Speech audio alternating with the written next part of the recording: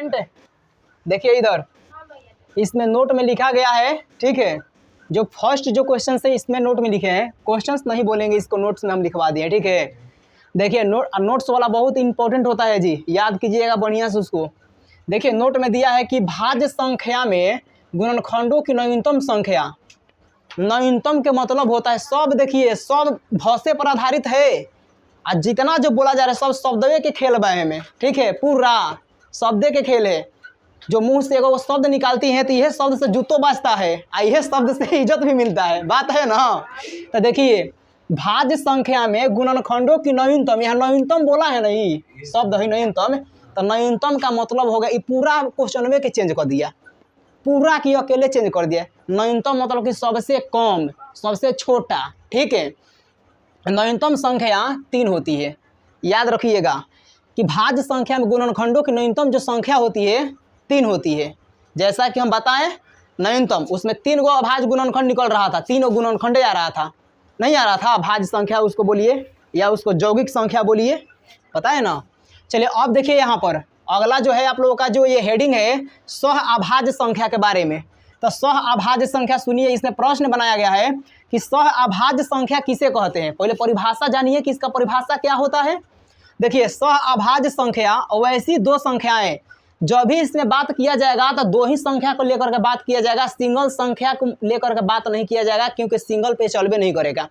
सह अभाज्य संख्या दो संख्या पर चलता है, ठीक है। देखिए कैसे चलेगा यहाँ, वैसी दो संख्याएं जिनका मौसह केवल एक हो। जब भी मौसह निकलेगा HCF हाईएस्ट कॉमन फैक्टर, इसको महत्तम समापवर्तक कहते हैं, ठीक है। इसी को मौसह कहते हैं, इसी को HCF कहते हैं, है ना। तो देखिए यहाँ, अच्छा बताइए कि जब भी मौसह निकलेगा तो किसी एक संख्या के लिए निकलेगा जी, एक संख्या में निकलेगा मौसह है, जब भी निकलेगा तो 2 गो होना चाहिए, कम से कम 2 गो पे मौसह निकलता है। तो वही कह रहा है कि वैसी दो संख्याएं जिनका मौसह केवल एक हो। ऐसा 2 संख्या लीजिएगा कि जिसका मौसह केवल एक ही आना चाहिए, एक गो आना चाहिए, एक, ठीक है, एक हो, वह सह अभाज्य संख्या कहलाती है। जैसे देखिए 2,3, तो 2 और 3 संख्या है, एगो 2 है एगो 3 है, तो 2 का जब अभाज्य गुणनखंड निकालिएगा तो 1 और 2 होगा, और जब 3 के निकालिएगा तो इसका भी 1 3 होगा। जब HCF निकालिएगा तो इसमें जोन एक जैसा मिलेगा वही ना HCF होगा, उभयनिष्ठ जोन होगा, तो एक ना मिल रहा है जी इसमें, तो इसका HCF 1 आ गया, ये बिल्कुल परफेक्ट है ना। अगला देखिए 4 5, तो 4 जो है सम संख्या, अब 5 जो है विषम संख्या है, तो 4 के निकालिएगा तो 2 गुणे 2 होगा, कहीं जगह बचा है जी। देखिए यहाँ पर समझिए, देखिए यहाँ 4 जो है तो 4 के लिए 2 गुणा 2 लिखिए, यही ना, गुना 1 हुई करेगा, किसी का भी एक गुणनखंड होता है। अब 5 के निकालिएगा तो 5 के लिए क्या होगा, 5 गुना 1 होगा ना। अब बताइए इसका HCF निकालना है तो क्या लिखिएगा, HCF है 4,5 लिखिएगा ना, 4,5 बराबर एक जैसा क्या मिल रहा है, इसमें एक ना मिल रहा है, तो 1 इसका भी आ गया, ये भी परफेक्ट है सह अभाज्य संख्या के लिए। तो अब समझ गई आप लोग कि जिन 2 संख्याओं का HCF है 1 आवे उसको हम क्या बोलेंगे, सह अभाज्य संख्या कहते हैं, ठीक है। और जब भी इसमें गणना होगा तो 2 गो संख्याओं को लेकर के गणना होगा, जिसमें एगो सम होगा एगो विषम होगा, आ रहा है ना। ये 2 सम है, 3 विषम है, 4 सम है, 5 विषम है, ऐसे ही आएगा ये, ठीक है। अगला समझिए यहाँ पर, जैसे मैं यहाँ पर निकाल दिए हैं HCF, देख लीजिए समझने के लिए निकाले हैं ना, तो यहाँ समझा दी तो अब तो समझ गई होंगी आप लोग। आगे बढ़िए, ये नोट में लिखवाए हैं, एगो छोटी चूँकि यहाँ पर लिखवा दिए हैं घर बना करके, देखिए यहाँ छोटा सा घर है ये, कि चूँकि इन सभी में मौसह या HCF कहते हैं, मौसह 1 आ रहा है, इसलिए ये सब यौगिक संख्या है। जैसे अभी है ना ये यौगिक संख्या है, सॉरी जी यहाँ पर लिख लीजिएगा सह अभाज्य संख्या है, लिखा गया है मिस्टेक से, यहाँ लिख लीजिएगा सह अभाज्य संख्या है, सह अभाज्य संख्या कर दीजिएगा, ठीक है। यौगिक लिखा गया था मिस्टेक से, लेकिन सह अभाज्य संख्या होगा, ठीक है। आप लोग भी बहुत भोली भाली हैं, जो भी लिखवाते हैं खूब आराम से कापी पर नोट कर लेती है, खाली नोट करने का हाल जानती है, दिमाग ना चलाती हैं आप लोग ना जी। थोड़ा सोचिए कि हम इन हेडिंग दी है सह अभाज्य का, लिखे हैं भाज, तो बताइए कि गलत ना हो जाएगा। तो थोड़ा सा इहो आप लोग दिमाग लगाइए, मान लीजिए पढ़ाते पढ़ाते थोड़ा सा कहीं मिस्टेक हो गया हमसे, तो वहाँ पर थोड़ा सा आप लोग पकड़ लीजिए, ठीक है। ये ना कब जो लिखवाए आराम से छाप के घरे चल जाना है, ठीक है। तो वही बनिएगा। कैसा स्टूडेंट, छपरी छाप। चलिए देखिए यहाँ अगला समझिएगा, ध्यान दीजिएगा। अगला दिया है नोट में कि संयुक्त रूप से सह अभाज्य संख्या किसे कहते हैं। संयुक्त रूप से कह रहा है, तो सुनिए, संयुक्त रूप मतलब कि एक साथ है, ठीक है। कह रहा है कि संयुक्त रूप से सह अभाज्य संख्या के लिए, ठीक है, सबसे छोटी संख्याओं का समूह 2,3 होता है। बात सही है। देखिए यहाँ पर सबसे छोटा न्यूनतम 2 और 3 ना आएगा जी इसके समूह बनाने के लिए। तो यही बोला है कि संयुक्त रूप से मतलब कि एक साथ है, संयुक्त रूप से सह अभाज्य संख्या के लिए सबसे छोटी संख्याओं का समूह है, सबसे छोटी संख्याओं का समूह 2,3 होता है। बात राइट है। अब समझिए अगला नोट में दिया है कि सह अभाज्य संख्या में संयुक्त रूप से दो संख्याओं के समूह में संख्याओं के गुणनखंडों की संख्या निश्चित नहीं होती है, अनिश्चित होती है। जैसे मान लीजिए कि इसमें है 2 और 3 आए, तो इसका गुणनखंड कीजिएगा 2 का, तो इसमें क्या आएगा, एगो 2 आएगा, 1 आएगा, 2 आएगा ना इसका गुणनखंड है। 3 के निकालिएगा तो 3 आएगा, एगो 1 आएगा। चलिए ये तो ठीक है, बराबर आ गया। अगला समूह देखिए 4 और 5 में, 5 का, ये 5 तो एगो अभाज्य संख्या है और 4 जो है तो ये सम संख्या है। तो सम, अब 4 के निकालिएगा तो इसमें एक और क्वेश्चन बनेगा यहाँ, ठीक है, बनाएंगे। अगर 4 के निकालिएगा यहाँ तो 4 का अभाज्य गुणनखंड आएगा 2 गुने 2 गुने, देखिए 2 से भी कटेगा, 1 से भी कटेगा, 1 से कटेगा, 2 से कटेगा, 4 से, 3 वो इसका आ रहा है। इसमें 5 के निकालिएगा तो 2 आ रहा है, ठीक है। तो इसमें और 2 क्वेश्चन बनेगा जो बनाएंगे अभी, ठीक है। चलिए ये समझ में आ गया। इसका कोई निश्चित जो है गुणनखंड नहीं है, आ गया समझ में। अनिश्चित होता है गुणनखंड, इनके समूह का गुणनखंड अनिश्चित होता है, निश्चित समूह का गुणनखंड बिल्कुल नहीं होता है। चलिए अगला देखिए यहाँ पर अगला है प्रश्न में कि संयुक्त रूप से 2,3 सह अभाज्य संख्या है क्यों।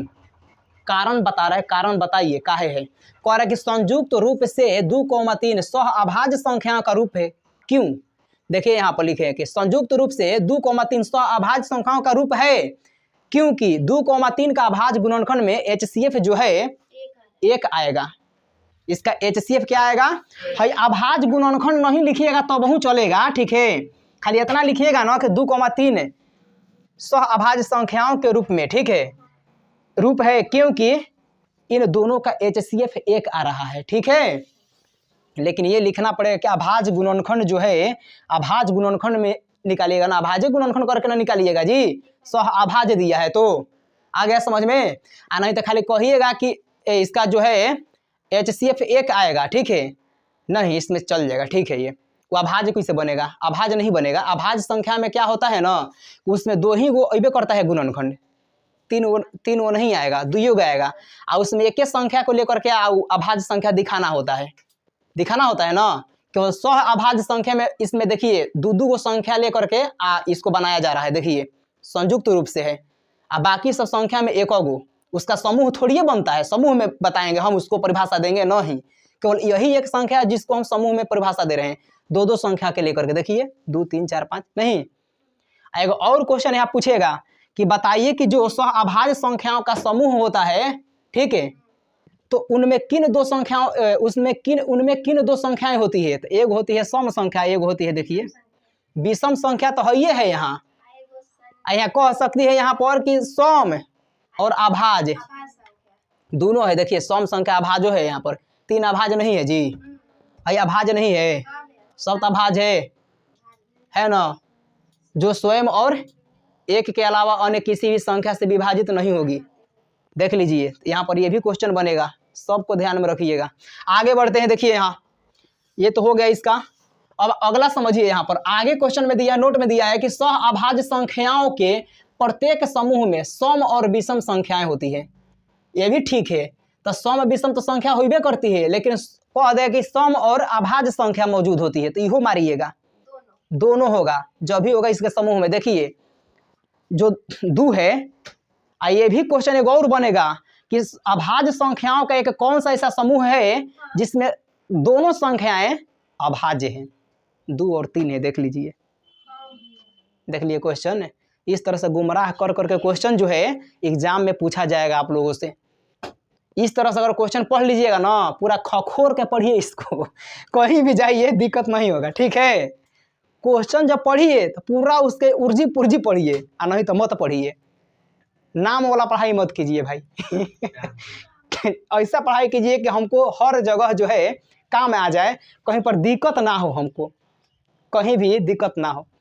अब खाली पढ़ा दें कि अभाज्य संख्या किससे, आप रट के जाएंगे अभाज्य संख्या किससे कहते हैं, आ दे दिया कि बताइए कि सबसे छोटी अभाज्य संख्या कौन है, तो आप कहेंगे जा टाँ टाँ फीस ना, ऐसा नहीं पढ़ाई करना है, समझिए। अभी यहाँ पर एक और लिखेंगे, ठीक है।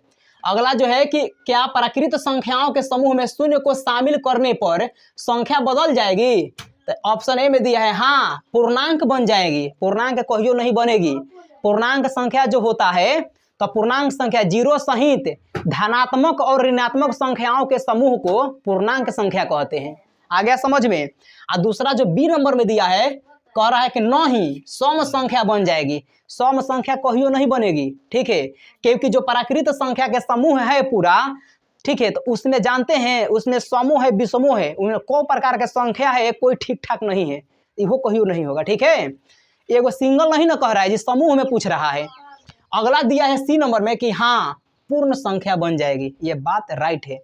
प्राकृत संख्या में जीरो अगर शामिल कर दीजिएगा तो पूर्ण संख्या बन जाती है, पूर्ण संख्या कहलाने लगती है, ठीक है। आ गया समझ में, कहीं पर दिक्कत किसी को, आगे बढ़े। चलिए अब अगला क्वेश्चन देखिए आप लोग।